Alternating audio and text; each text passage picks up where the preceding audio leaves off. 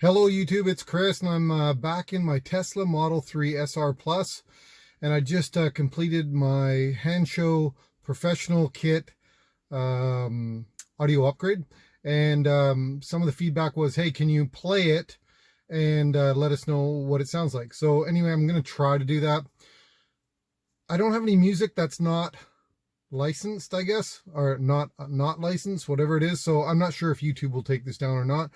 But what I've done is I'm playing MP3s off a USB stick in my car, so it's not streaming. And hopefully this gives you, I'll play a couple different songs so you can hear the different sound. But anyway, hopefully this helps guys out. Sounds great.